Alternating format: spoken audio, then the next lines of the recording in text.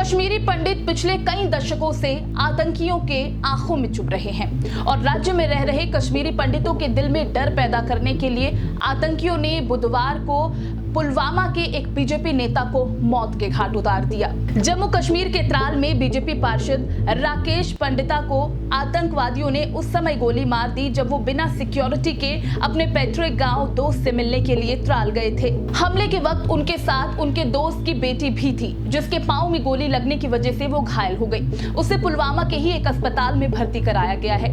राकेश की पत्नी रूबी का कहना है कि मेरे पति एक बहादुर राजनीतिक कार्यकर्ता थे। कश्मीर घाटी लौटकर उन्होंने चुनाव लड़ा और नगर निगम का पार्षद बन गए। ये बात त्राल के कई लोगों को रास नहीं आ रही थी। कई लोगों ने उन्हें सिर्फ इसलिए नापसंद किया क्योंकि वो एक हिंदू थे। उन्होंने कहा कि कश्मीरी हिंदुओं की घाटी में वापसी संभव नहीं है। घाटी में कई लोग अच्छे भी हैं, लेकिन उनमें से एक बड़ा तबका आतंकियों से हमदर्दी रखता है। और वहीं रूबी ने प्रधानमंत्री नरेंद्र मोदी और गृह मंत्री अमित शाह से इस मामले की सीबीआई जांच करने की बात कही है। रूबी ने कहा कि पति के हत्यारों को गोली मार देनी चाहिए।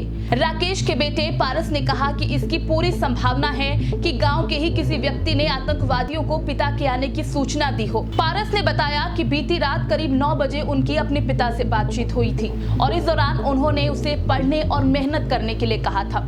ऐसा लग रहा था कि मानो उन्हें अपने हत्या को लेकर पहले ही शक हो चुका था। दरअसल राकेश पंडिता को सुरक्षा के लिए 2 PSO दिए गए थे, लेकिन हमले के वक्त वो उनके बिना ही गांव गए थे। जम्मू कश्मीर के लेफ्टिनेंट गवर्नर मनोज सिन्हा ने कहा, पुलवामा के त्राल में पार्षद राकेश पंडिता पर हुए आतंकियों के हमले की खबर से मैं दुखी हूँ। मैं इस घटना की कड़े शब्दों में निंदा करता हूँ। इस दुख की घड़ी में परिवार के प्रति मेरी संवेदनाएं हैं। आतंकवादी अपने नापाक मंसूबों में कभी कामयाब नहीं होंगे। वहीं पूर्व मुख्यमंत्री महबूबा मुफ्ती ने इस घटना को हैरान कर देने वाली घटना बताया। उन्होंने कहा कि हिंसा के इस मूर्खतापूर्ण कृत्यों ने जम्मू कश्मीर को सिर्फ बदहाली तक पहुंचाया है। मेरी संवेदनाएं राकेश के परिवार के साथ हैं। पूर्व मुख्यमंत्री उमर अब्दुल्ला ने भी बीजेपी पार्षद की हत्या पर दुख जताया है और कहा कि परिवार के प्रति मेरी संवेदनाएं हैं। बीजेपी के नेता रविंद्र रैना और जुगल किशोर शर्मा ने कहा कि इस घटना में शामिल लोगों को जल्द सजा मिलेगी। पीपुल्स कॉन्फ्रेंस के अध्यक्ष सजाद लोन ने ट्वीट कर हमले की निंदा की और कहा, बंदूकधारियों ने एक बार फिर से आम आदमी पर हमला किया है। बंदूक एक अभिशाप है। थोड़ा विचार करें और देखें कि जिस दिन से यह खतरा कश्मीर में आया है, हमने क्या देखा है? सिर्फ कश्मीरी लोगों की खराब हालत। प्रिय बंदूकधारियों, तुम जहां से आए हो वहां वापस चले जाओ।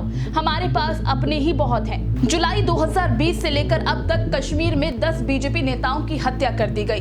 पिछले साल से शुरू हुआ हत्याओं का ये सिलसिला अभी भी रुकने का नाम नहीं ले रहा, जिसके बाद इन नेताओं की सिक्योरिटी को रिव्यू किया गया था। ज्यादातर नेताओं को सुरक्षा दी गई थी और श्रीनगर में एक सुरक्षित घर भी दिया गया था, लेकिन बावजूद इसके अब भी हत्याओं का ये दौर, ये सिलसिला खत्म होने का नाम नहीं ले रहा और घाटी में अब भी डर का साया है।